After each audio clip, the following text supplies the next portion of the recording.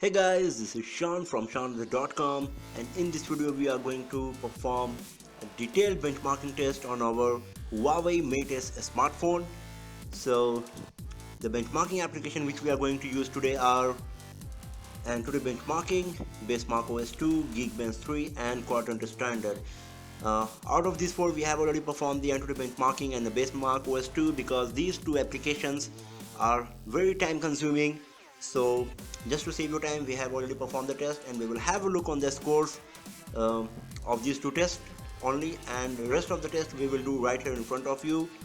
So let's have a look on our AnTuTu benchmarking first of all, which is one of the most highlighted and most popular benchmarking application. So you can see the score that our Huawei Mate S scored 42,016 in this test. So if you go to the ranking tab, you will get the better idea that where is our Huawei. So here it is. The score is 42,016, which is below the Samsung Galaxy Note 4. And if you go to the info tab, you will get the more information about this device, that it is having Android 5.1.1 OS, octa-core processor, Mali T624MP4, the GPU, 3 GB of RAM, 13 megapixel primary camera, 5.5-inch Full HD screen, and the internal memory is 64 GB in this device which we are having right now. So but our main concern is about the score, which is 42,016 for our Huawei Mate S, and you can see that it's kind of equivalent to the Samsung Galaxy Note 4, a bit less than that.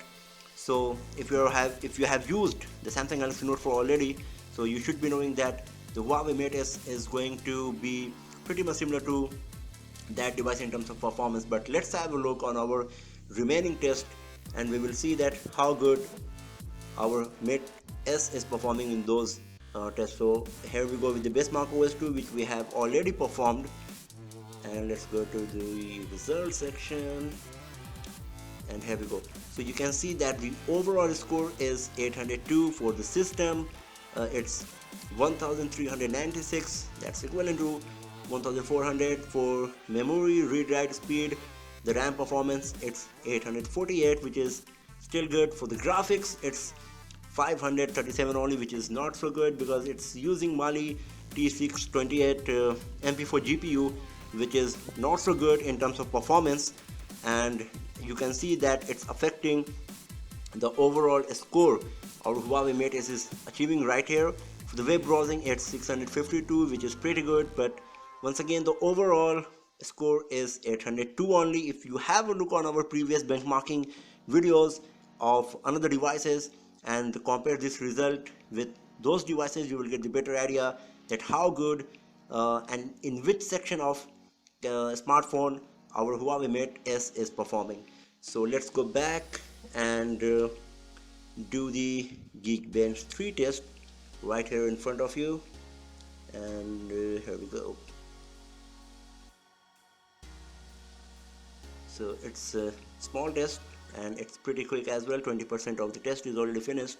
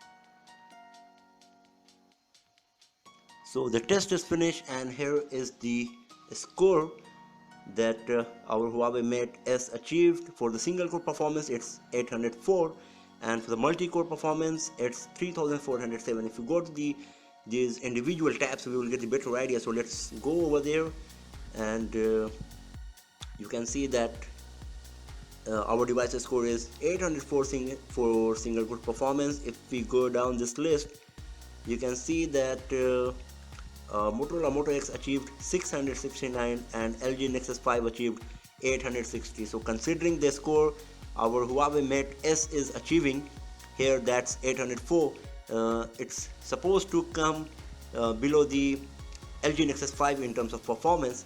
If you go to the multi-core tab, here is the score, that's 3407, and you can see that it's way above the Samsung Galaxy S5, which is having Qualcomm Snapdragon 801 processor, and our Mate S comes with the Huawei Zenith Genius Silicon Green 935 chipset. So here is the score, 3407. Galaxy S5 achieved 2836 only, and you can see the score of rest of the devices: Amazing Kinder Fire HDX7, Note 10.1, Nexus 5 as well. So for the multi-core performance, the performance of our Huawei Mate S is really good, as you can see here. And let's go back and perform our today's last test. That's going to be Quadrant Standard, and here we go with run full benchmark. So you can see once again that it's a multi-level testing from graphics, 3D graphics, 2D graphics, read-write speed and everything. The FPS we are getting here is around 60. It's varying between 60 to 65, as you can see at the bottom left corner.